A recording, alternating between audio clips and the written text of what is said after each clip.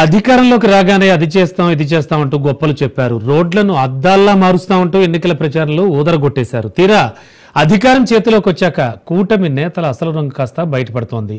పీఠం ఎక్కారో లేదో ఇచ్చిన హామీలను గంగలో తొక్కారు. కొత్త రోడ్ల నిర్మాణం సంగతి దేవుడెరుగు.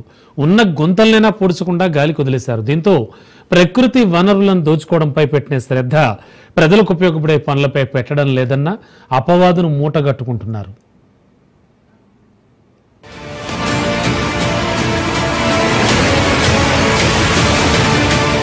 ప్రజలు క్లీన్ స్వీప్ గా కూటమి ప్రభుత్వానికి పట్టం కట్టారు. ఈ క్రమంలోనే నరక కూపాలుగా ఉన్న రోడ్లపై దృష్టి పెట్టి జనవరి వచ్చేసరికి అన్ని రోడ్లను సుందరంగా తీర్చిదిద్దుతామని గత అక్టోబర్లో సీఎం చంద్రబాబు ప్రకటించారు. ఆ ప్రకటన కాగితాలపై తప్ప ఆచరణలో లేదు. మరోవైపు రోడ్డు కాంట్రాక్టర్లు సైతం తమకు చాలా ఏళ్లుగా పెండింగ్ బకాయిలు రాలేదని, అవి తీర్చే వరకు కొత్త రోడ్లు వేయబోమని తేల్చి చెప్పేశారు. చివరికి రోడ్లను పట్టించుకునే నాదుడే లేకుండా పోయాడు. రోడ్లలో చాలా గుంటలు ఉన్నాయండి.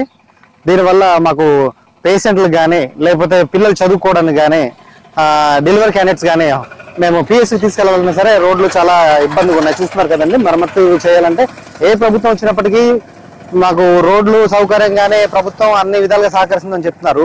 కాకపోతే మనం ఇక్కడ ప్రత్యక్షంగా చూస్తున్నాం కదండి, ఈ రోడ్లు అనేసరికి బాగాలేదు.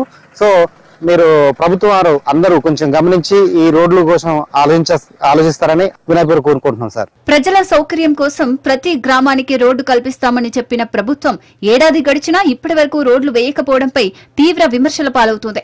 అడుగు అడుగునా చెరువులను తలపించే రోడ్లతో ప్రయాణికులు తీవ్ర ఇబ్బందులు పడుతున్నారు.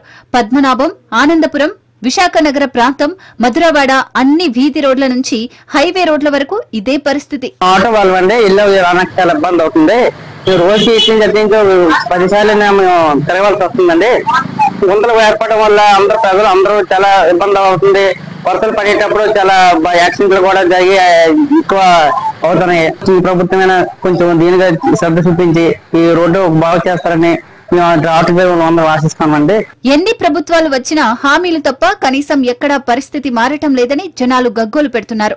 పాడేరు, అరకు పరిసర ప్రాంతాల్లో నాయకులు ఫోటోఫోస్ కోసం తప్ప తమకు రోడ్డు కల్పించడం లేదని ఆవేదన వ్యక్తం చేస్తున్నారు.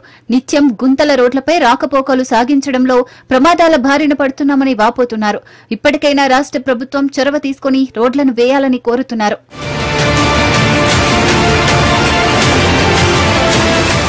కూటమి ప్రభుత్వం ప్రజలకు ఇచ్చిన హామీని నిలబెట్టుకోవాలని ప్రజలు కోరుతున్నారు. ప్రచారం కోసం కాకుండా ప్రజలకు శాశ్వత సదుపాయాల కల్పన చేయాలని డిమాండ్ చేస్తున్నారు.